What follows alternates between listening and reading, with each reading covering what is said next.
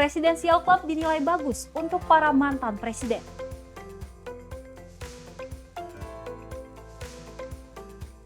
Satu langkah lagi, Garuda Muda menuju Olimpiade Paris 2024. 51 sedan mewah akan digunakan di KTT WWF ke-10. Presiden Joko Widodo bersepeda di kawasan CFD, kawasan Sudirman Tamrin, Jakarta.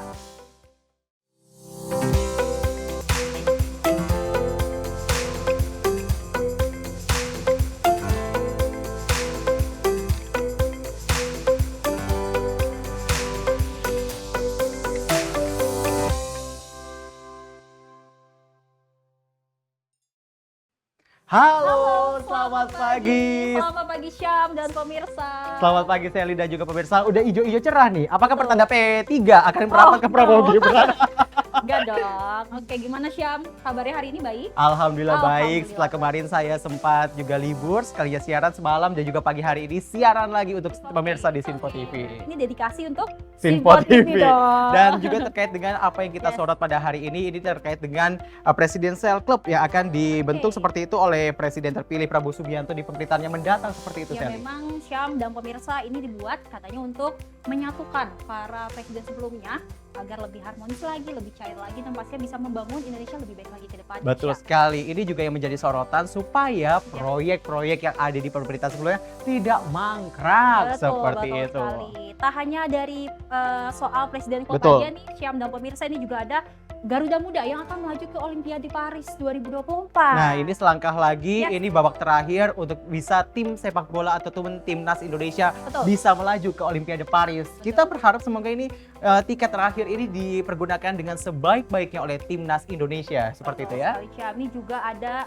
di masa terakhir jabatannya Pak Jokowi ini bersepeda di CFD, Iya. bertemu dengan masyarakat dan berfoto bersama. Nah, itu yang selalu digaungkan ataupun Yes. selalu dilakukan oleh Presiden pada saat kunjungannya seperti itu ke sejumlah daerah, bukan hanya di CFD Jakarta saja. Betul sekali. Dan langsung saja kita mulai dalam Menyapa Pagi selengkapnya bersama saya Syam Hakung. Dan saya Sally Sregar. Kita mulai dalam Menyapa Pagi dari sekarang.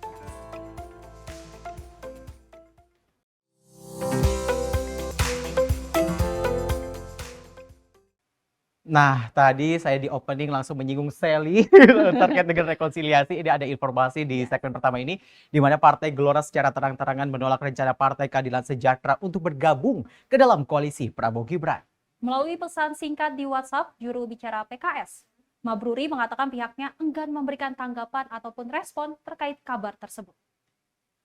Melalui sambungan WhatsApp, PKS menegaskan jika pihaknya belum bisa memberikan statement khusus terkait rekonsiliasi PKS dengan kubu Prabowo Gibran.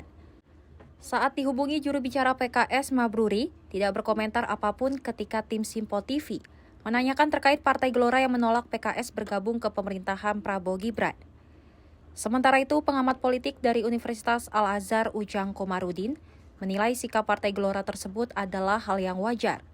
Ujang berpendapat jika masuknya PKS ke dalam pemerintahan Prabowo Gibran akan melemahkan pengaruh dan juga kekuatan Partai Gelora di dalam koalisi. Lebih lanjut, Ujang juga menyebut bahwa Partai Gelora dan PKS sulit disatukan karena latar belakang maupun sejarah dari kedua partai tersebut.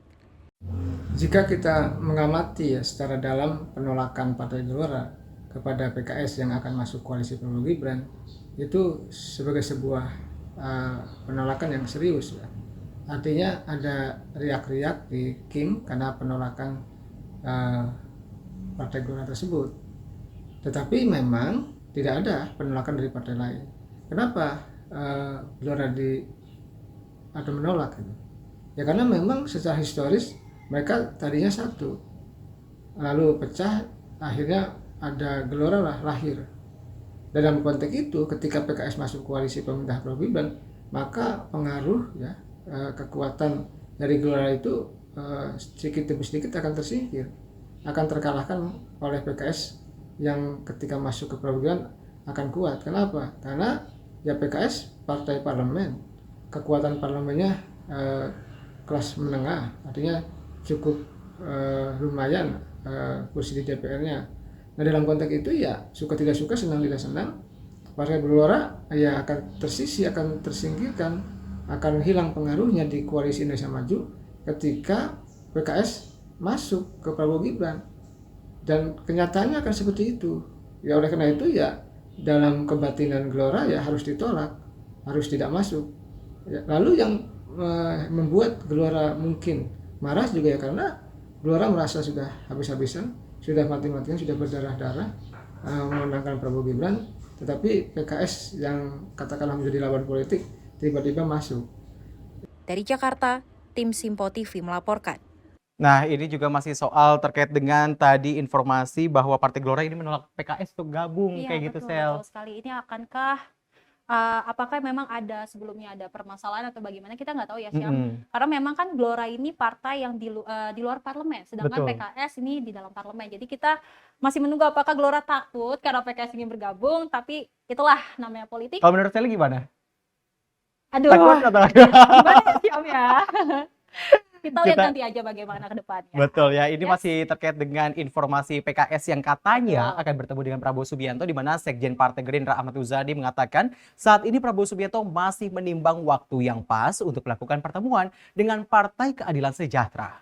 Dan dirinya memastikan pihaknya sangat menghormati keinginan PKS tersebut, terlebih PKS pernah mengusung Prabowo dalam Pilpres 2014 dan 2019. Partai Keadilan Sejahtera selalu memberikan sinyal untuk melakukan pertemuan dengan Presiden terpilih Prabowo Subianto. Sekjen Partai Gerindra Ahmad Muzani mengakui bahwa partainya menangkap sinyal keinginan PKS untuk ditemui Prabowo Subianto. Ia mengatakan Gerindra menghormati keinginan PKS karena pernah bekerja sama menjadi pengusung Prabowo pada Pilpres 2014 dan 2019. Namun menurut Muzani, pertemuan antara Prabowo dan PKS tidak dapat dilakukan dalam waktu dekat. Hal ini dikarenakan Prabowo masih menentukan waktu yang tepat untuk melakukan pertemuan dengan PKS. PKS pernah memberi support dan dukungan kepada Pak Prabowo 2 kali setidaknya 2014 dan 2019, sehingga sinyal-sinyal dari PKS sudah kami tangkap dan kami pelajari, dan Pak Prabowo juga sama sudah menangkap. Tapi sekali lagi perlu waktu Pak Prabowo, sedang mencari momentum yang tepat. Dari Jakarta, tim Simpo TV melaporkan. Ya, kita ketahui bersama memang kalau misalnya 2014 Prabowo Hatta seperti itu ya, Yes, yang 2019 juga ada Prabowo Sandiaga Uno seperti itu yang mengusung. Tapi kenapa PKS ini tidak mengusung di 2024 seperti itu ya? Apa ini jadinya bisa dibilang penyesalan yang tertunda atau seperti apa? Kayak Sally bisa jadi diputusin, akhirnya jadi nyesel gitu kan, atau seperti apa? Dan memang Gerindra sendiri sudah menangkap sinyal-sinyal itu sebelumnya udah lama ya. Betul. Dan makanya PKS itu menggebu sekali untuk bertemu Prabowo Subianto karena memang sebelumnya Nasdem sudah bertemu, PKB sudah bertemu, dan Tinggal mungkin- PKS di koalisi 01. Iya, betul sekali. Dan kita lanjutkan masih terkait dengan informasi PKS, di mana Yes. pengamat politik Ujang Komarudin mengatakan alasan Partai Gelora menolak bergabungnya PKS ke dalam koalisi Prabowo Gibran adalah hal yang wajar. Menurutnya Partai Gelora sudah sangat all out dalam memenangkan Prabowo Subianto dan Gibran Rakabuming Raka di Pilpres 2024. Lalu soal penolakan PKS masuk ke koalisi Indonesia Maju oleh Partai Gelora, ya tentu kalau saya sih melihatnya ya pertama ya karena secara historis memang mereka dulu satu tubuh, satu rumah yang bercerai, yang berpisah. PKS tetap sebagai partai Islam dan Partai Gelora bermetamorfosis menjadi partai nasionalis begitu. Tetapi mereka dulu teman sahabat yang sekarang bersaing ya, punya rumah masing-masing, punya perahu masing-masing, punya bendera masing-masing. Nah dalam konteks itu ya tidak ketemu mereka. Nah ketika misalkan Gelora sudah mati-matian habis-habisan berjuang untuk pemenangan Prabowo Gibran, tahu-tahu PKS masuk, ya itu suatu kewajaran juga kalau Partai Gelora menolak kan begitu. Nah yang kedua saya sih melihatnya menolak ya karena kalau PKS masuk ke koalisi Indonesia Maju gabung Prabowo Gibran, ya maka nanti Gelora akan tersisih, Gelora akan kalah saing oleh PKS karena PKS partai parlemen punya kursi banyak. Lambat laun ketika sudah campur di koalisi Indonesia Maju, pengaruh Gelora akan kalah oleh PKS. Saya rasa itu yang bisa saya baca ya, untuk bisa melihat fenomena penolakan Gelora terhadap PKS. Tetapi apapun itu ya kembali kepada Pak Prabowo sebagai presiden terpilih, apakah akan mengambil PKS ataukah tidak mengambil, itu hak prerogatif presiden terpilih Pak Prabowo, tetapi memang harus dikonsultasikan dengan Partai Gelora dan partai-partai lain di koalisi Indonesia Maju agar memang koalisinya solid, utuh dan tidak pecah. Nah, gimana Sel? Bagaimana pastinya kita masih menunggu ya Syam ya untuk kedepannya apakah memang nanti PKS bergabung atau tidaknya. Yang pasti Prabowo dan Gibran akan membangun Indonesia lebih baik lagi. Katanya kayaknya kita ketir banget untuk komentar ada apa di Iya, sel. kenapa ya? Jadi Oke. padahal kalau misalnya dari presiden terpilih ini masih terbuka, tapi kalau misalnya dari Gelora ini masih Iya. menutup seperti itu untuk pertemuan ataupun bahkan menolak dari Iya, pertemuan betul. PKS dengan juga Prabowo Subianto. Kita lanjutkan ke informasi di mana Wakil Ketua Umum Partai Gerindra Habibur Rahman yang merespon munculnya isu bahwa sejumlah pos menteri dalam kabinet Prabowo Gibran akan bertambah dari pemerintahan sebelumnya. Habib menilai hal tersebut justru baik dan wajar karena menurutnya negara besar seperti Indonesia memerlukan banyak orang untuk menghadapi tantangan negara di masa depan. Munculnya isu jumlah pos kementerian di kabinet presiden dan wapres terpilih Prabowo Gibran akan bertambah dari pemerintahan Presiden Joko Widodo mulai terdengar. Partai Gerindra menganggap wajar jika nantinya kabinet Prabowo Gibran memerlukan banyak pihak dalam membangun bangsa. Wakil Ketua Umum Gerindra Habibur Rahman menepis tudingan terkait dengan penambahan pos menteri untuk mengakomodasi politik. Dirinya menegaskan, pembentukan sekaligus wacana penambahan jumlah menteri merupakan prerogatif Prabowo Subianto. Menurutnya, sejumlah direktorat di dalam beberapa kementerian perlu dipertimbangkan untuk dipisah pos kementeriannya. Jadi kita nggak bicara, kalau gemuk dalam konteks fisik seorang per orang itu kan tidak sehat. Tapi dalam konteks negara, jumlah yang banyak itu artinya besar. Besar justru bagus. Negara kita kan negara besar. Tantangan kita besar, target kita besar. Wajar kalau kita perlu mengumpulkan banyak orang, berkumpul dalam pemerintahan sehingga menjadi besar. Gitu. Bang, tapi itu kan ada ketakutan hanya untuk akomodasi parpol-parpol lain supaya. Ya itulah kesalahan cara berpikir ya dan nggak apa-apa jadi masukan bagi kami. Jangan sampai hanya sekedar untuk mengakomodir kekuatan politik. Ya, masukan dari masyarakat kami terima, tapi itu tadi kewenangan membentuk kabinet, formasinya seperti apa, jumlahnya berapa, secara substansi baik konstitusi itu ada di Pak Prabowo sebagai presiden elected. Ya. Apakah besar, efektif, tidak efektif dan lain sebagainya kan tentu pertimbangan beliau. Karena yang akan terima raport dari rakyat nanti beliau, ya. Kita serahkan kepada beliau melaksanakan dan mengeksekusi hak-haknya tersebut. Jadi kalau memang ingin melibatkan banyak orang, menurut saya juga nggak ada masalah, ya. Justru semakin banyak semakin bagus. Dari Jakarta, Sri Dewi, Ahmad, Mutia, Sinpo TV melaporkan. Ya Syam dan pemirsa memang kalau melihat Habib yang merespon dia bilang sangat wajar Betul. kalau memang ditambahkan.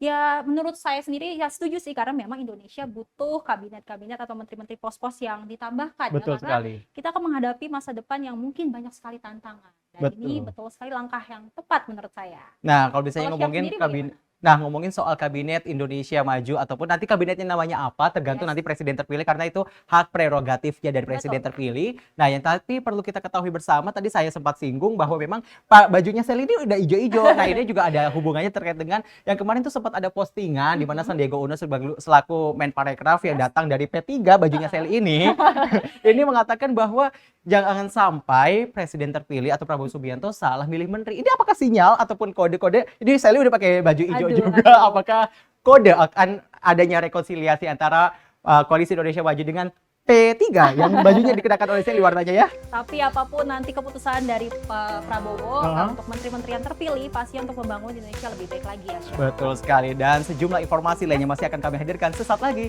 Tetaplah bersama kami di Menyapa Pagi, Sinpo TV.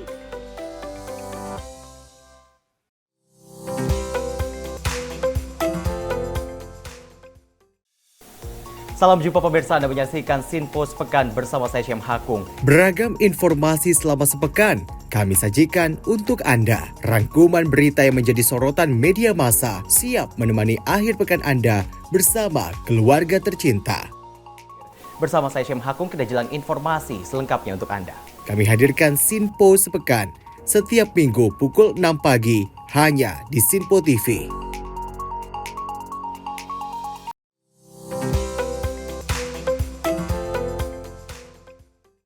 Terima kasih Anda masih bersama kami Yes, di Menyapa Pagi Menyapa Pagi Simpo Simpo TV. TV. Masih bersama saya Lisa Regar dan saya Syam Hakung. Betul. Dan tadi kita sudah melihat perpolitikan di tanah Yes. air. Saya sampai belibet nih ngomongnya ya. Karena Oke. saking serunya gitu ya, Betul, betul. perpolitikan di tanah air jelang apa ya bisa dibilang pelantikan presiden terpilih pada Oktober 2024 mendatang. Di mana sekarang ada informasi Presiden Joko Widodo ini menegaskan format kabinet pemerintahan ke depan merupakan hak prerogatif Prabowo Subianto dan Gibran Rakabuming Raka sebagai presiden dan wakil presiden terpilih periode 2024-2029. Jokowi juga menjelaskan sebuah usul terkait dengan kabinet diperbolehkan termasuk dari presiden kelima Megawati Soekarno Putri. Meski demikian, Jokowi juga menyoroti pihak yang tidak dimintai saran untuk tak seharusnya ikut campur dalam penyusunan kabinet. Kabinet itu adalah 100% hak prerogatif presiden. Kalau usul-usul boleh, tapi itu hak penuh presiden terpilih. Jadi kalau minta saran dari Bu Mega gitu Kalau nggak minta apa-apa ya? saran kan nggak apa-apa kalau minta saran. Tapi kalau nggak dimintai saran, ikut-ikutan nimbrung lah itu yang nggak boleh. Nah, Ya, tadi- betul sekali ya Syam yang dibilang Pak Jokowi ini memang untuk hak itu ada di tangannya Prabowo. Jadi buat siapapun yang ingin ikut campur ya dibatasi saja. Untuk meminta saran is okay. Oke. Karena kan sebelumnya sudah menjadi presiden, mungkin untuk meminta saran ke Prabowo diperbolehkan. Nah, tapi yang menjadi sorotan juga apakah respon Presiden Jokowi sebagai presiden yang saat ini masih menjabat, apakah ini artinya ini menyinggung soal Waduh. wakil presiden terpilih yakni Gibran Rakabuming Raka yang katanya akan meminta usulan ataupun minta pendapat ke presiden kelima RI yakni Megawati Soekarno Putri. Apakah itu terkait atau bagaimana kita nantikan Yes, tuh. kita masih menunggu ya Syam. Kita Oke, lanjut lanjut ya ke informasi di mana Ketua TKN Prabowo Gibran Rosan Ruslani menyebutkan bahwa mendukung keinginan Presiden terpilih Prabowo Subianto untuk melibatkan semua mantan Presiden RI dalam penyusunan kabinet pemerintahan mendatang. Menurutnya usulan tersebut patut didukung lantaran sosok Prabowo Subianto merupakan seseorang yang selalu mementingkan persatuan dan kesatuan. Presiden terpilih Prabowo Subianto berencana akan melibatkan semua mantan Presiden RI dalam penyusunan kabinet di pemerintahannya mendatang. Ketua TKM Prabowo Gibran Rosan Ruslani mengatakan akan mendukung penuh langkah Prabowo dalam menyusun kabinet pemerintahan dengan melibatkan seluruh mantan Presiden Republik Indonesia. Rosan menilai Prabowo Subianto merupakan sosok yang selalu mementingkan persatuan dan kesatuan. Dirinya meyakini Prabowo Gibran selaku Presiden dan Wakil Presiden terpilih akan mengambil langkah yang tepat. Ya kan kita kan seperti arah Pak Prabowo selalu menjunjung tinggi persatuan dan kesatuan ya. Kita sebagai suatu bangsa tentunya ingin suatunya itu dalam satu kerukunan. Jadi yang terbaik tentunya Pak Prabowo dan juga Mas Gibran mengetahui apa yang terbaik untuk bangsa dan negara ini.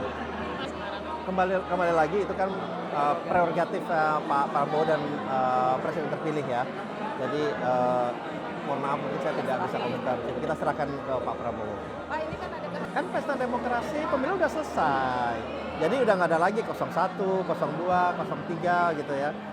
Yang ada ya seperti yang Pak Prabowo sampaikan, ya udah persatuan Indonesia udah dan persaudaraan dan bagaimana kita sekarang bersama-sama membangun bangsa yang besar ini menjadi lebih baik, menjadi lebih maju dan juga menjadi lebih makmur. Gitu. Dari Jakarta, tim Simpo TV melaporkan. Mempererat persatuan dan kesatuan itu yang tadi saya bold seperti itu ya, Yes. saya garis bawahi bahwa adanya permintaan saran pendapat kepada mantan presiden sebelumnya ini ataupun presiden sebelumnya supaya dijadikan apa ya bisa dibilang ini untuk nantinya pendapat supaya nanti berjalannya pemerintahan ke Ya. depan supaya ini seimbang, tidak ada yang namanya ini ketertinggalan lagi ataupun ini ada yang mangkrak proyeknya seperti itu Sally. Betul-betul. Pastinya kita mendukung ya apapun yang menjadi keputusan Prabowo nantinya, kita mendukung penuh. Karena kita akan menuju Indonesia Emas 2045. Nah, seperti itu ya. Kita lanjutkan di mana ada informasi terkait dengan ide dan juga gagasan Presiden terpilih Prabowo Subianto dalam membentuk Forum Presidensial Club dinilai langkah yang bagus untuk kemajuan bangsa. Selain untuk ajang silaturahmi, Presidensial Club akan menjadi wadah terhormat bagi para mantan presiden untuk menyampaikan gagasannya. Presiden terpilih Prabowo Subianto mengungkapkan keinginannya untuk rutin bertemu dengan para mantan presiden Indonesia dengan membentuk Presidensial Club. Prabowo nampak sangat serius untuk membentuk Presidensial Club. Menurut Wakil Ketua Umum Gerindra Habibur Rahman, ide pembentukan klub presiden tersebut bahkan sudah direncanakan sejak tahun 2014. Pengamat politik Ujang Komarudin menilai langkah Prabowo patut diapresiasi dan ditiru. Pasalnya, pembentukan Presidential Club dinilai dapat menyatukan ide dan gagasan untuk membangun bangsa. Wadah diskusi antar mantan presiden itu akan mempunyai banyak manfaat ke depannya. Selain itu, Prabowo dinilai ingin menempatkan para mantan presiden Indonesia di tempat yang lebih terhormat dengan membentuk Presidential Club tersebut. Soal Presidential Club tentu ini sesuatu yang positif ya, sesuatu yang baik, sesuatu yang bagus. Paling tidak ada 4 hal yang bisa saya baca. Pertama, sebagai ajang silaturahmi. Yang kedua, ya sebagai ajang apa? Pemberian ide dan gagasan ya dari mantan presiden kepada presiden terpilih, kepada Pak Prabowo Subianto. Jadi banyak pengalaman, ide gagasan mantan-mantan presiden itu ya diberikan kepada Prabowo Gibran. Itu kan sesuatu yang bagus. Yang ketiga, saya melihatnya apa? Ya Pak Prabowo ingin menyatukan beliau-beliau mantan-mantan presiden yang hingga saat ini tidak akrab gitu. Kita tahu dan sama-sama tahu bahwa Ibu Megawati dengan Pak SBY dari Pilpres 2004 hingga 2024, 5 kali Pilpres itu tidak akrab. Lalu di 2024 pun Pak Jokowi dengan Ibu Megawati pun putus hubungan, tidak akrab. Nah dalam konteks itu ya Pak Prabowo ingin menyatukan mereka semua dalam satu wadah, yaitu Presidential Club. Nah yang keempat saya melihatnya, kelihatannya Pak Prabowo ingin menempatkan mantan-mantan presiden di tempat yang terhormat, di tempat yang mulia. Nah wadahnya mungkin yaitu Presidential Club itu. Kalau saya melihatnya seperti itu. Memang nanti tantangannya gitu loh, yaitu bagaimana Pak Prabowo bisa mengajak beliau-beliau mantan-mantan presiden, Ibu Mega, Pak SBY dan Pak Jokowi untuk bisa bersatu dalam satu wadah itu. Ini ya kesulitannya. Karena kalau hati yang terluka ya hati yang kecewa di masa lalu itu tidak mudah untuk bisa disatukan. Dan itu tantangan yang paling besar yang harus diselesaikan oleh Pak Prabowo ketika ingin merealisasikan Presidential Club tersebut. Dijelaskan Presidential Club merupakan wadah untuk menyatukan para mantan presiden Indonesia terdahulu supaya bisa tetap rutin berdiskusi tentang masalah strategis kebangsaan.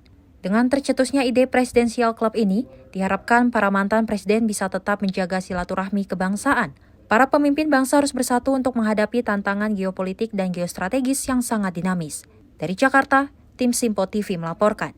Tadi kita sudah lihat bersama, ini pun siapapun nanti mantan presiden akan masuk. Tapi kalau bisa kita berbicara soal hubungan antara Presiden Joko Widodo dengan juga Megawati Soekarnoputri selaku Presiden RI kelima, ini nampaknya tidak baik-baik aja seperti itu, Sally. Ada komentar? Oh, berarti ajang Presidential Club ini sangat bagus berarti dong, Syam. Betul. Bisa menyatukan para presiden sebelumnya supaya lebih cair lagi, lebih damai lagi, lebih baik lagi. Betul kan, Syam dan pemirsa? Atau mungkin ini ada yang nggak diajak atau diajak semua? Oke, kita lanjut saja, Syam. Untuk berita selanjutnya, tim bulu tangkis Indonesia bawa pulang medali perak usai takluk atas tuan rumah Cina di partai final pada kejuaraan Thomas Uber Cup 2024. Satu-satunya kemenangan Indonesia berasal dari partai tunggal putra Thomas Cup usai menekuk wakil China Li Shifeng 2-1. Gelaran Piala Thomas dan Uber 2024 telah usai.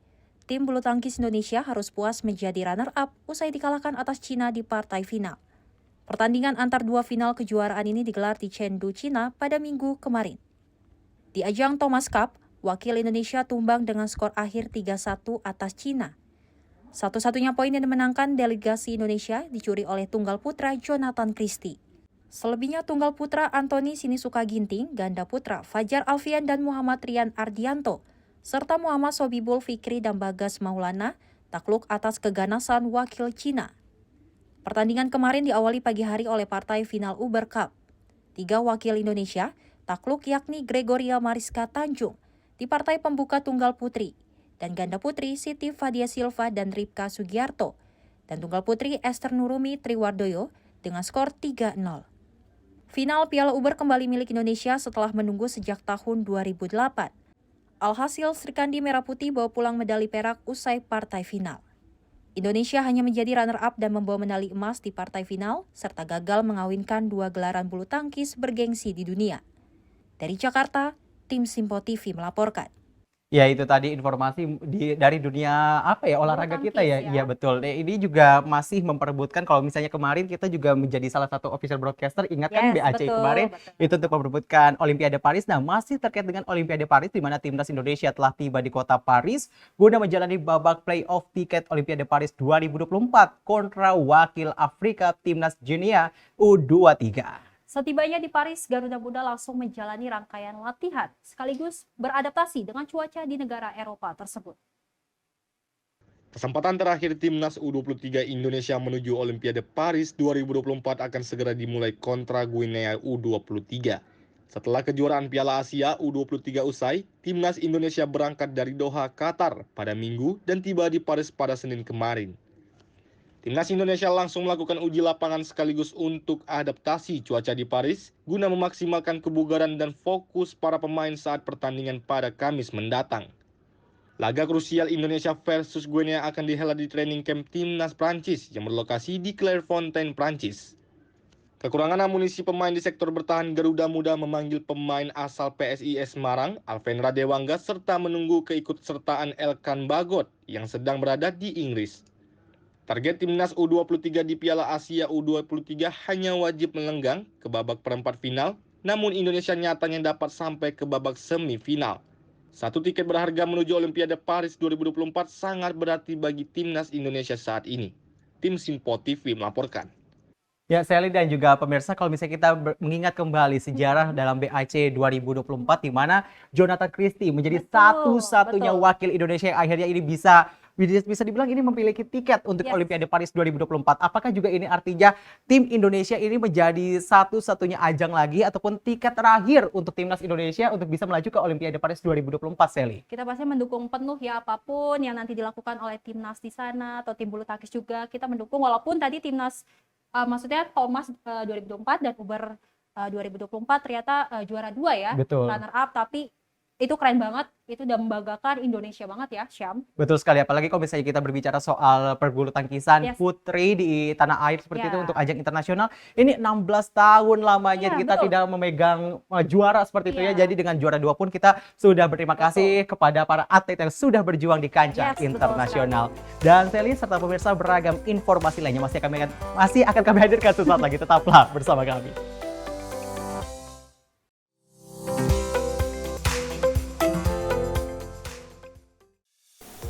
Salam jumpa pemirsa, Anda menyaksikan Sinpo Sepekan bersama saya Syam Hakung. Beragam informasi selama sepekan kami sajikan untuk Anda. Rangkuman berita yang menjadi sorotan media massa siap menemani akhir pekan Anda bersama keluarga tercinta. Bersama saya Syam Hakung, kita jelang informasi selengkapnya untuk Anda.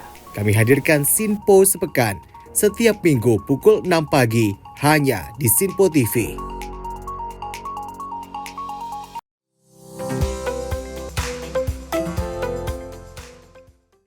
Ya, terima kasih pemirsa masih setia bersama kami di Menyapa Pagi Sinpo TV. Bersama saya Sally Sregar. Dan masih bersama saya Syam Hakung. Tadi kita membahas soal olahraga, perpolitikan. Dan juga ini ada datang, kalau misalnya kita berbicara soal mudik, lebaran, ataupun arus balik, ini sudah berakhir beberapa waktu lalu ya. Tapi ini ada informasi masih terkait dengan hal itu, di mana Presiden Republik Indonesia Joko Widodo yang menyelenggarakan rapat kabinet terbatas terkait dengan evaluasi arus mudik dan balik lebaran tahun 2024. Bersama dengan para Menteri Kabinet Indonesia Maju di Istana Merdeka Jakarta pada Senin 6 April 2024. Menko PMK Muhadjir Effendi menyampaikan bahwa Presiden Jokowi memberikan apresiasi terhadap penanganan mudik tahun 2024. Terdapat peningkatan kualitas dalam sejumlah indikator apabila dibandingkan dengan tahun sebelumnya. Muhadjir menyampaikan bahwa Presiden berterima kasih kepada para pemudik, khususnya kepada yang telah disiplin mematuhi semua aturan dan mengikuti himbauan yang disampaikan oleh pemerintah. Presiden juga memerintahkan kepada para menteri dan lembaga terkait untuk melakukan perbaikan selama arus mudik dan balik lebaran, terutama peningkatan fasilitas di sejumlah rest area. Pada siang hari ini, kita dipanggil oleh Bapak Presiden, kami, untuk mengadakan rapat kabinet terbatas dalam rangka evaluasi penanganan mudik tahun 2024. Alhamdulillah secara umum Bapak Presiden memberikan apresiasi terhadap penanganan mudik tahun ini yang beberapa indikator menunjukkan ada kenaikan kualitas penanganan mudik tahun ini dibanding tahun lalu. Muhadjir juga mengatakan bahwa Presiden menyetujui untuk merevitalisasi Pelabuhan Jangkar sebagai pelabuhan reguler terutama untuk mereka yang akan menyeberang dari Jawa menuju ke wilayah NTB dan NTT dan beberapa pulau kecil di sekitar Madura. Selain itu, Muhadjir juga melaporkan kepada Presiden bahwa harus mengintegrasikan kerjasama antar daerah untuk memanfaatkan jalur-jalur arteri, sehingga di tol relatif dapat terkendali. Hal ini juga dijelaskan di jalur arteri tidak ada kemacetan fatal, dikarenakan sudah terdapat sistem manajemen yang terintegrasi antara pengelola tol dengan pihak Polantas pada masing-masing daerah. Tim Simpo TV melaporkan. Ya, ini masih terkait dengan mudik Lebaran 2024, meskipun kemarin dibilang adalah sangat bagus, tapi ini bukan artinya tidak melakukan evaluasi untuk kedepannya. Di mana komisi kita melihat informasi yang tadi juga sempat ditayangkan seperti itu, ataupun kami sajikan ke layar kaca Anda. Ini ada informasi, kalau misalnya kemarin kita ingat bersama, Sel, ada kasus dari kilometer 58, ada juga di daerah, di daerah Jawa Tengah atau Jawa Timur, kalau tidak saya tidak salah seperti itu, ini juga mengalami kecelakaan tunggal. Iya, betul. Ada bus Rosalia juga itu maksud saya tadi.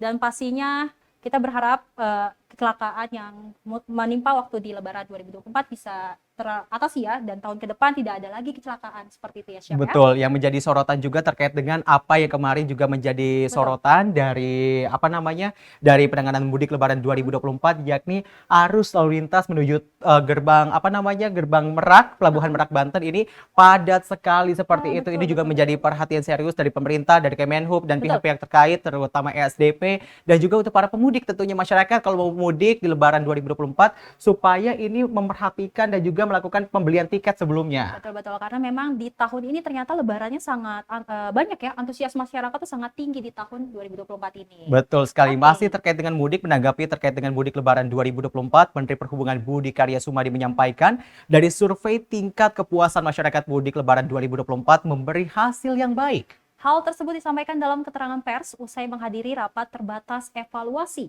arus mudik dan arus balik tahun 2024 di Kompleks Istana Negara Kepresidenan Jakarta. Pelaksanaan arus mudik Lebaran 2024 telah usai. Presiden Republik Indonesia Joko Widodo menyelenggarakan rapat kabinet terbatas terkait evaluasi arus mudik dan balik Lebaran tahun 2024 bersama dengan para Menteri Kabinet Indonesia Maju di Istana Merdeka, Jakarta pada Senin 6 April 2024. Menteri Perhubungan Budi Karya Sumadi menyampaikan bahwa tingkat kepuasan masyarakat mudik mencapai hingga 89%, sedangkan tingkat kepuasan terhadap penyelenggaraan kegiatan mudik gratis sebesar 91%. Dari apa yang dilakukan mudik ini, alhamdulillah memberikan hasil yang baik. Ada dua yang kita survei. Yang satu adalah tingkat kepuasan pada mudik skala keseluruhan, yaitu 89%. Dan atas mudik gratis 91%. Yang melakukan survei ini ada dua badan pemerintah, saya bisa sebutkan namanya. Satu adalah BPS, yang kedua adalah Menkominfo. Sedangkan yang dua lagi, satu adalah salah satu harian terbesar di negara ini, dan juga salah satu telco di negara kita tercinta ini. Jadi 89% untuk mudiknya dan 91% untuk kegiatan mudik. Dari hasil evaluasi, pemerintah mencatat penurunan angka kasus kecelakaan dibandingkan mudik Lebaran tahun lalu. Tak hanya itu, Menteri Perhubungan menyampaikan usul yang telah disetujui Presiden Joko Widodo nantinya akan mengupayakan mudik agar instansi pemerintah lebih banyak menyelenggarakan mudik gratis dan menambah rute tujuan, serta menambah rest area, menambah jumlah kereta api dan jumlah pelabuhan untuk menghindari penumpukan penumpang sebagai unsur keselamatan mendapatkan hasil yang baik di mudik ke depan. Dari Jakarta, Sinpo TV. Oke, Syam dan pemirsa, beralih ke berita selanjutnya. Ini ada BMW Group Indonesia menyerahkan 51 unit mobil listrik kepada Kementerian Sekretariat Negara untuk digunakan di konferensi tingkat tinggi World Water Forum ke-10 di Bali. Terdapat 15 unit mobil listrik BMW i7 dan juga 36 unit BMW i5 bakal digunakan untuk menjamu tamu kenegaraan serta para tamu VIP. Sekretaris Kementerian Sekretariat Negara Setia Utama bersama Presiden Direktur BMW Group Indonesia, Ramesh Divianathan, melakukan serah terima 51 unit sedan listrik premium BMW untuk digunakan para pemimpin negara dan VIP peserta konferensi tingkat tinggi World Water Forum ke-10 tahun 2024 di Bali. Serah terima atau handover ini berlangsung di Elevate Parking A, Gelora Bung Karno, Jakarta. Peranan BMW pada KTT WWF yang akan digelar tanggal 18 hingga 25 Mei mendatang merupakan dukungan yang keempat kalinya setelah aktif terlibat pada KTT ASEAN, KTT ASEAN Plus, dan KTT AIS pada tahun lalu. Kali ini BMW mendukung dengan menyiapkan sedan mewah tanpa emisi berupa 15 unit BMW i7 dan 36 unit BMW i5.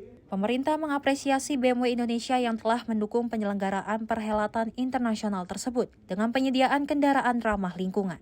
Untuk melakukan handover 51 unit BMW yang akan digunakan untuk mensupport kegiatan KTT World Water Forum ke-10.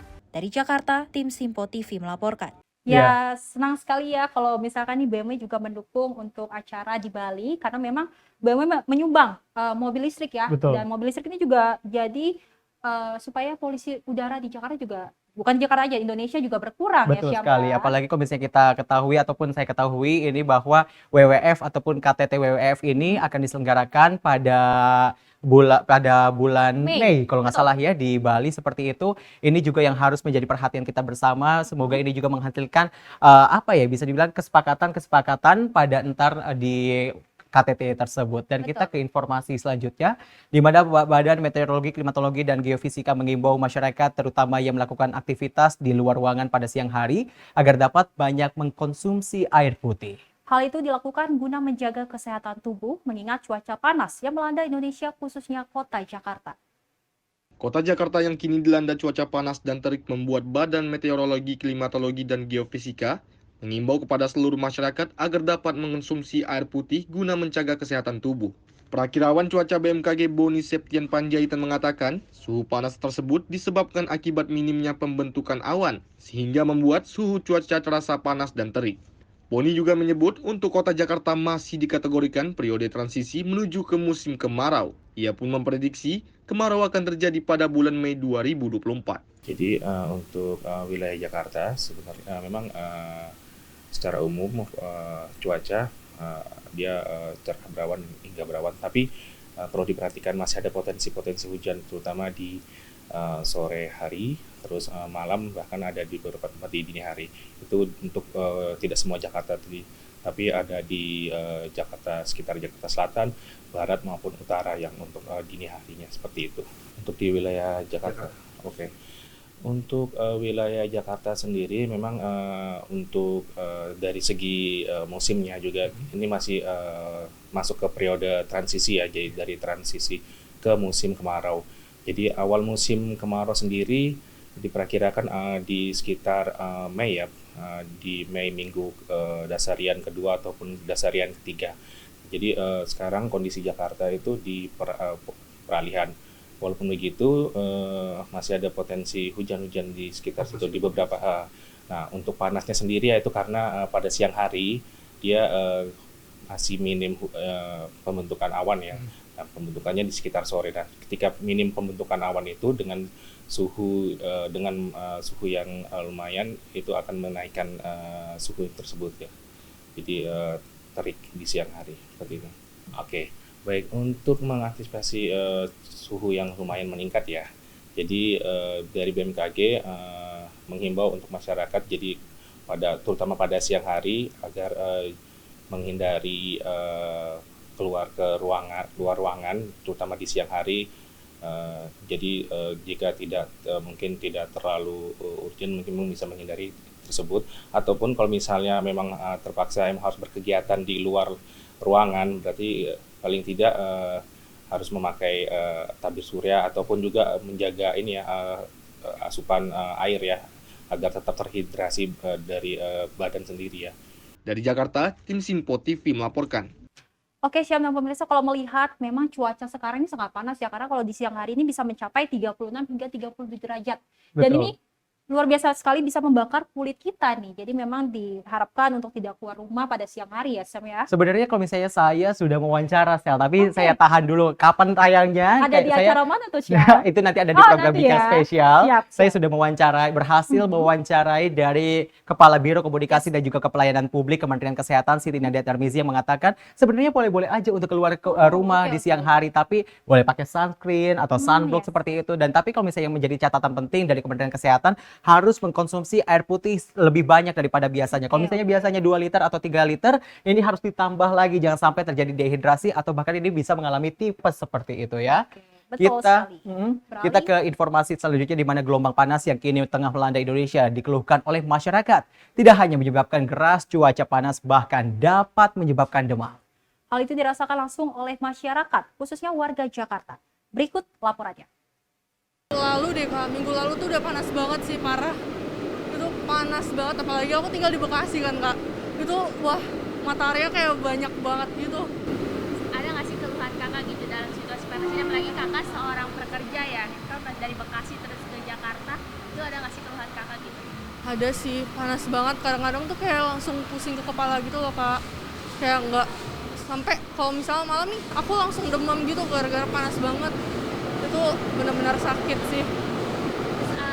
Kakak menghadapinya gimana sih Kak sebagai pekerja gitu menanggapi dalam keadaan cuaca panas saat ini? Kalau untuk aku sendiri sih, kalau untuk keluar aku harus pakai sunscreen tuh. Terus sekarang tuh wajib banget aku minum vitamin Kak sama antibiotik karena tuh nggak kuat banget sama badan aku sendiri sih. Terus gimana cara kakak untuk menjaga tips kesehatan kakak, apalagi kakak bekerja kantoran tuh gimana Kak? Ya paling jaga kesehatannya ya minum antibiotik sama vitamin sih. Itu udah paling ampuh banget buat aku sendiri. Aku dari sebulan lalu. Iya, hampir sebulan lalu. Sebulan lalu sih. Cuaca panas ini mungkin kan bisa dijelaskan keluhannya apa sih Kak yang kakak rasakan gitu sebagai seorang mahasiswa kan pasti sering keluar kan? Iya. Keluhannya jadi malas kuliah. Iya, Terus bener. AC di kampus jadi kurang Jadi berasa. kurang dingin, terus AC di rumah juga Nggak. jadi nggak dingin. Ya, jadi malas keluar aja Jadi sih. malas keluar. Terus kakak cara menanggapinya situasi panas ini gimana gitu? Apalagi kakak sering keluar gitu kan ke kampus atau jalan-jalan. Pakai sunscreen Iya. yang banyak sama lengan panjang. Iya, lengan biasanya. panjang, boleh pakai hoodie atau Pakai sweater hoodie gitu biar nggak belang. Kayak gitu sih. Gitu-gitu aja sih paling. Terus ada nggak sih Kak tips untuk menjaga kesehatan tubuh gitu di cuaca panas saat ini? Oh, kalau dari aku paling minum air putih aja yang banyak soalnya takut dehidrasi. Ya, kalau dari aku minum air putih yang banyak sama minum vitamin pastinya. Cuaca panas, perpolitikan juga lagi cukup panas seperti itu. Jangan sampai juga hubungannya Sally juga panas. Tidak. Nah, ini juga kita akan bisa dibilang kita pantau terus bagaimana perkembangannya, apakah nantinya ini akan berjalan sejauh mana, karena kalau misalnya melihat bulan Mei ini biasanya sudah tidak ada peralihan musim seperti itu. Tapi kalau misalnya sekarang ada peralihan musim, jangan peralihan hubungan ya Sel ya. Tidak, jangan dong. Dan pastinya kita menghimbau masyarakat untuk selalu menjaga kesehatan, minum air putih yang banyak, Betul. makan makanan yang bergizi ya, Betul. agar kesehatan kita juga tetap bugar. Betul sekali. Dan tadi kalau misalnya berdasarkan hasil wawancara saya yang nanti akan tayang di program Bincang Spesial, ditunggu saja di hari Sabtu. Nah, itu terkait dengan Kepala Biro Komunikasi dan Pelayanan Publik Siti Nadia Tarmizi yang menjelaskan bahwa memang boleh-boleh saja mengkonsumsi air putih, tapi ditambah mungkin es batu seperti itu ya supaya segar. ya. Iya, karena ini tidak ada kaitannya jika mengkonsumsi air es seperti itu dengan demam, kondisi badannya itu mitos katanya. Nah, selengkapnya bisa disaksikan oleh Anda atau Sally juga mungkin penasaran apa saja karena saya mendapatkan hal-hal baru pada saat wawancara itu. Siap. Betul. Oke, Syam dan pemirsa, kami akan kembali usai jeda. Pastikan Anda tetap di Menyapa Pagi Sinpo TV.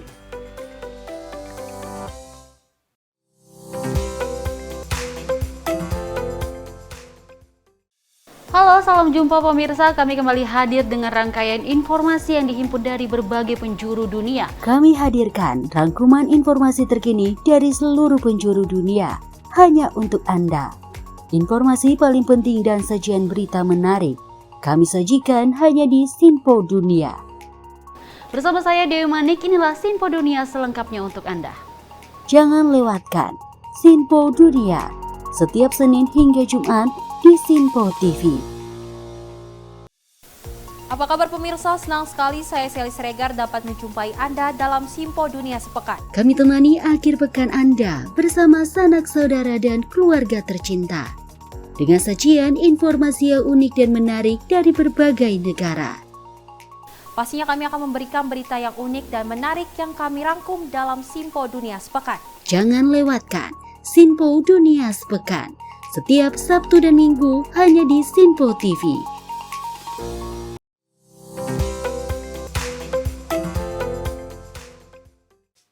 Terima kasih Anda masih bersama kami di Menyapa Pagi Simpo TV. Bagi Anda yang baru bergabung, bisa sambil menyantap sarapan atau minum teh atau bisa sambil bergibah ataupun ngobrol sama keluarga seperti itu tentang apa saja yang menjadi topik pembicaraan kita pada pagi hari ini. Di mana pada pagi hari ini juga kita akan sampaikan informasi bagi Anda yang baru bergabung. Ada Presiden Republik Indonesia Joko Widodo yang memanfaatkan minggu paginya dengan bersepeda di sepanjang Jalan Jenderal Sudirman hingga MH Tamrin pada 5 Mei kemarin. Sepanjang perjalanan menuju Bundaran HI, tidak sedikit warga yang menyapa Presiden Jokowi dengan meneriakan orang nomor 1 di Indonesia tersebut. Presiden Republik Indonesia Joko Widodo menghabiskan waktunya di akhir pekan dengan bersepeda pagi di kawasan Car Free Day atau CFD di Jalan Jenderal Sudirman hingga MH Tamrin, Jakarta pada Minggu pagi 5 Mei 2024. Sepanjang perjalanan menuju Bundaran Hotel Indonesia, sejumlah warga yang begitu antusias menyapa Jokowi dengan meneriakan namanya. Momen ini pun membuat Presiden Jokowi memperlambat laju sepedanya untuk menyempatkan waktu, menyapa dan bersuah foto bersama warga. Sejumlah warga pun mengaku senang dan gembira dan menyempatkan diri untuk mengabadikan momen dengan berfoto bersama orang nomor 1 di Indonesia tersebut. Dari Jakarta, tim Simpo TV melaporkan. Seru ya Sel kalau ngelihat. Apa Sally pernah ketemu Presiden? Belum nih, Syam pernah? Sudah keberapa kali ya? 2. Waktu itu kebetulan ada acara dan waktu itu juga sempat melakukan wawancara langsung pada saat Presiden ini melakukan pencoblosan di TPS-nya di Gambir pada saat itu. Dan kita masih ke informasi soal Presiden, di mana Presiden Joko Widodo ini meresmikan pembangunan Indonesia Digital Test House sebagai pusat pengujian perangkat digital dan telekomunikasi terbesar dan terlengkap di Asia Tenggara. Presiden sampaikan perangkat di IDTH memastikan standar keamanan, kesehatan, dan keselamatan bagi masyarakat pengguna perangkat digital. Presiden Republik Indonesia Joko Widodo telah meresmikan Indonesia Digital Test House, Balai Besar Pengujian Perangkat Telekomunikasi 7 Mei 2024. Presiden Joko Widodo menekankan pentingnya transformasi Indonesia dari konsumen menjadi produsen dalam industri teknologi global. Peresmian IDTH ini menjadi upaya pemerintah dalam meningkatkan kemampuan industri teknologi lokal di Indonesia. Indonesia Digital Test House sebagai pusat pengujian perangkat berstandar internasional yang merupakan pusat pengujian terbesar dan terlengkap di Asia Tenggara. Presiden sampaikan dengan investasi yang mendekati 1 triliun, seluruh ruangan dan fasilitas telah dilengkapi dengan perangkat yang sangat modern untuk memastikan standar keamanan, kesehatan, dan keselamatan bagi masyarakat pengguna perangkat digital. Sekarang kita memiliki Indonesia Digital Test House, pusat pengujian perangkat yang berstandar internasional, yang tadi telah disampaikan oleh Menteri Kominfo, terbesar dan terlengkap di Asia Tenggara, dan ini akan menjadi pusat sertifikasi perangkat digital terdepan di kawasan. Saya tadi sudah muter ke semua ruangan, memang perangkatnya super modern, sangat bagus. Karena memang untuk membangun ini, anggaran yang digunakan hampir 1 triliun, kurang dikit. 900, saya tadi tanya habis berapa ini?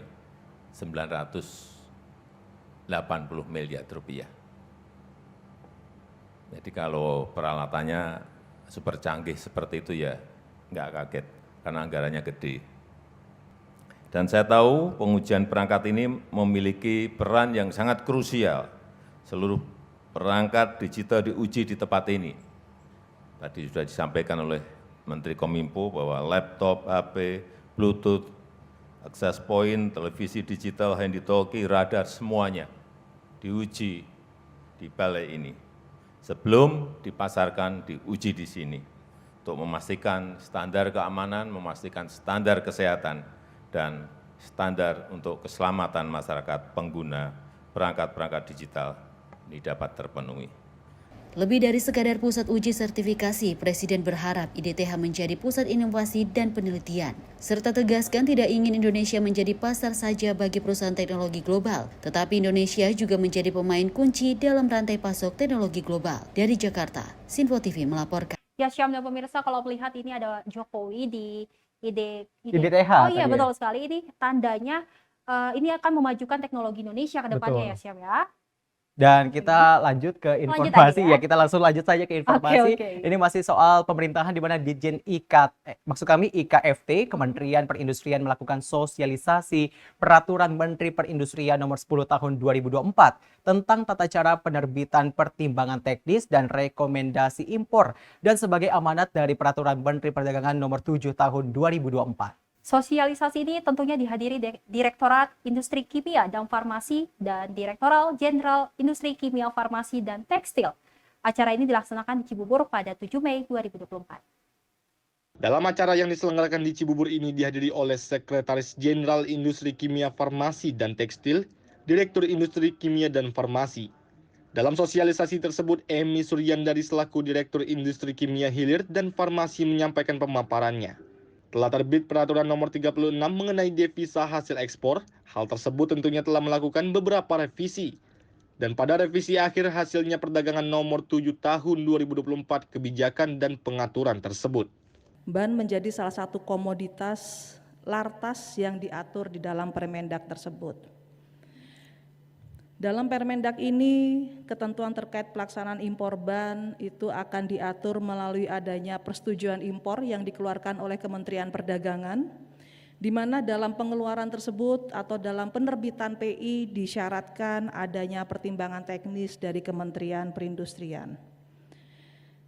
Dan juga dalam Permendak itu diatur terkait penerbitan surat keterangan untuk mendapatkan pengecualian persetujuan impor. Dalam hal ini adalah spesifik untuk barang contoh dan barang keperluan litbang. Dalam sosialisasi ini menjelaskan pula mekanisme pengajuan penertiban rekomendasi terpenting dalam hal ini ialah pemantauan dan evaluasi penertiban pertimbangan teknis. Dalam hal ini, pada siapapun yang mengajukan untuk melakukan impor ban sudah menjadi suatu kewajiban untuk dapat mengikuti serta dapat memahami. Mekanisme yang ada pada Permen Perin Nomor 10 Tahun 2024 akan berlaku pada 4 pelaku usaha, diantaranya perusahaan industri, perusahaan non-industri, pemilik APU, serta terbaru terdapat di pusat bahan baku bahan penolong. Dengan adanya pengaturan mekanisme impor serta monitoring dan evaluasi ini diharapkan mampu meningkatkan peluang investasi dan usaha, khususnya menjaga stabilitas industri ban dan mendorong perekonomian impor bisa terkendali. Tim Sinfo TV melaporkan. Kita tinggalkan informasi dari pemerintahan, kita berlanjut ke informasi di mana ratusan warga di 2 kecamatan di Karawang, Jawa Barat diduga keracunan usai menyantap hidangan di salah satu hajatan pernikahan. Para korban mengalami muntah-muntah, pusing, mual, dan diare. Sebagian warga pun harus dirawat intensif di puskesmas dan rumah sakit. Usai menghadiri acara hajatan di rumah ANS di Desa Jayakerta, Kecamatan Jayakerta, Karawang, Jawa Barat, 150 orang mengalami muntah, pusing, serta mual dan diare. Diduga warga mengalami keracunan usai menyantap makanan yang dihidangkan oleh sohibul hajat. Ratusan warga yang mengalami gejala serupa terpaksa didata dan diberikan obat-obatan oleh petugas puskesmas setempat. Sementara, 6 orang harus mendapatkan perawatan medis di puskesmas dan rumah sakit terdekat. Keluhannya apa? Sakit perut, pusing sama mual. Amar, enggak sih. Kata kondangan jam berapa? Jam 3. Baru terasa sekarang gitu. Iya. Rata-rata korban keracunan dialami orang dewasa dan lansia, namun tidak sedikit anak-anak yang juga mengalami keracunan.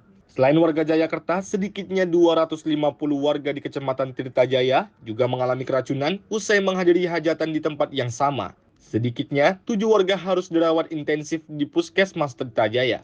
Sekarang ada 145 orang. Rata-rata lansia atau apa? Dewasa. Dewasa. Tapi anak-anak juga ada ya? Ada anak-anak. Bu, keluhannya apa aja sih, Bu? Rata-ratanya kebanyakan mual, mencret, sama muntah. Itu katanya sejak kapan Bu terasanya? Ada yang keluhannya dari jam 10 pagi. Terus ada yang habis zuhur jam 1, jam 3, yang habis maghrib juga ada. Bu, kalau yang datang ke sini yang nggak dirawat atau gimana Bu? Iya, itu yang yang keadaannya masih ringan.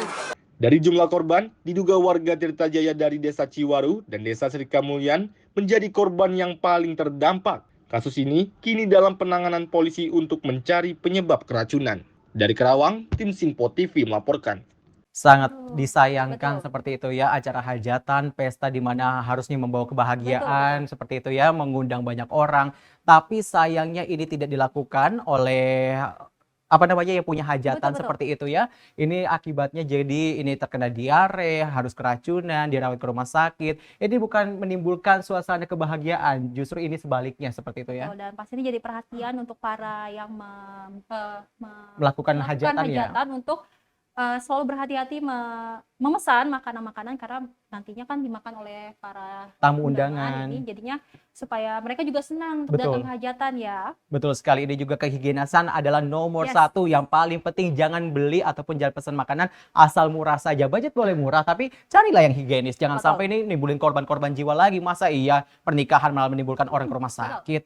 Ya, kita ke informasi selanjutnya di mana sejumlah emak-emak nekat menggerebek warung yang diduga menjual obat-obatan terlarang di Karawang, Jawa Barat. Selain melakukan penggerebekan, The Power of Mama ini juga melakukan pembongkaran hingga membakar warung tersebut.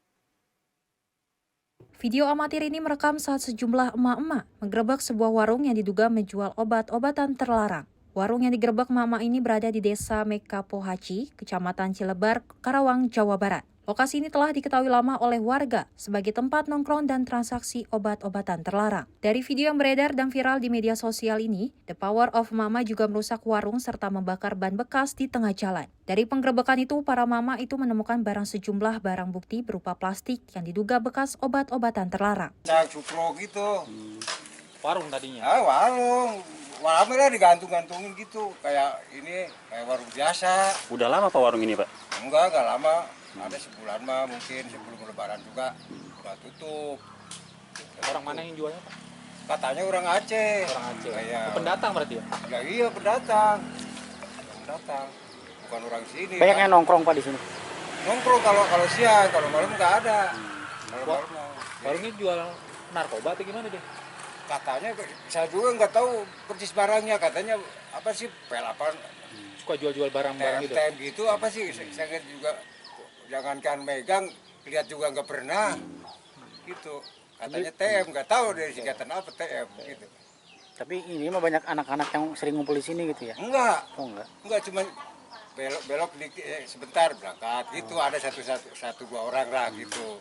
Itu ketahuannya kenapa Pak? Ada yang curiganya kenapa? Ya mungkin di kampung-kampung ramai mungkin ada obat itu katanya. Di sini mungkin, gitu ya? Dari dulu. TM tramadol maksudnya? Enggak tahu saya, mungkin itu.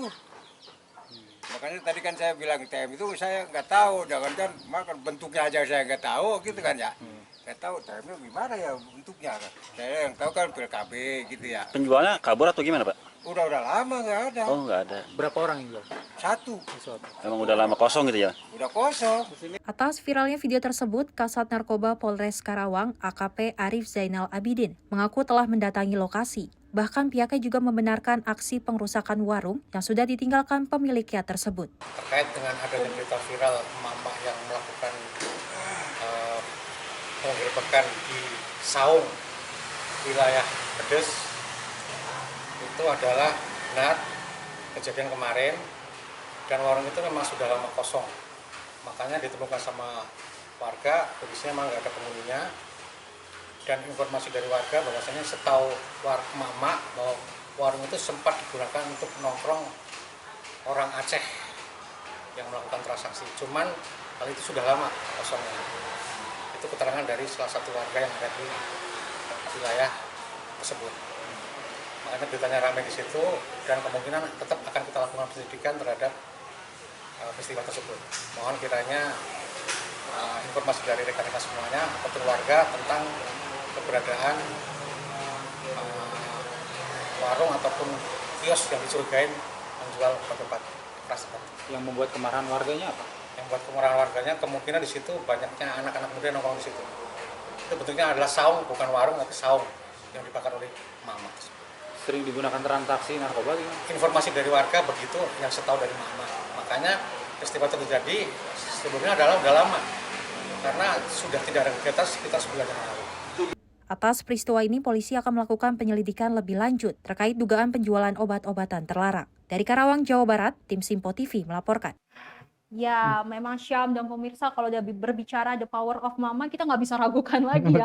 Luar biasa sekali memang untuk menggerebek warung yang dikiranya ada obat-obat terlarang. Ini kita dukung ya kalau memang ada hal-hal seperti itu. Betul, bahkan yang saya sangat tidak menduga adalah di mana emak-emak tersebut ini harus menggerebek bahkan membakar warung yang menjual obat-obatan terlarang. Luar biasa, tapi jangan membakar juga kali ya. Ini juga akan berdampak, takutnya ini malah dilaporkan dengan kasus tindak pidana seperti itu. Jangan sampai niatnya bagus untuk nantinya ke lingkungan masyarakat agar tidak adanya penjualan obat-obatan terlarang, tapi malah nantinya berujung dibully. Kalaupun memang ada laporan seperti itu, langsung melapor ke pihak kepolisian dan pastinya pihak kepolisian langsung datang ke lokasi untuk gerak cepat. Yes, betul sekali, untuk melayani masyarakat juga kalau ada aduan ya, Syam ya. Betul sekali. Harusnya juga polisi jangan hanya ada aduan saja pada saat ini, harusnya juga ini dilihat dong, dikontrol juga di masyarakat seperti apa. Jangan pada saat ada aduan baru nanti didatengin. Ayolah Pak, kita gerak bersama supaya juga ini jangan mak-mak aja nih yang nomor satu bergerak seperti itu. Tapi Syam ini sangat menggebu-gebu ya. Tapi juga harus, karena ini terlalu sering terjadi di Indonesia tentunya. Ini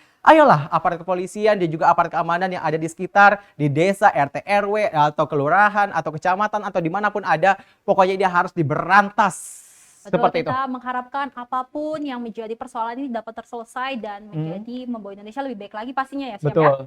Dan informasi tadi sekaligus menjadi akhir jumpa kita di Menyapa Pagi kali ini. Ya, sepakatnya tetap sebar semangat, senyum, dan cinta kasih untuk sesama. Betul sekali. Jangan lupa juga terus saksikan program-program kami hanya di Sinpo TV. Di YouTube kami di @sinpo.tv. Boleh follow juga Instagram, akun X, TikTok. Pokoknya di follow semua karena supaya nggak ketinggalan berita-berita terupdate dari Sinpo TV. Mewakili kerabat kerja yang bertugas, saya Syam Hakung. Saya Sally Sregar. Terima kasih sudah menonton. Selamat pagi dan sampai jumpa.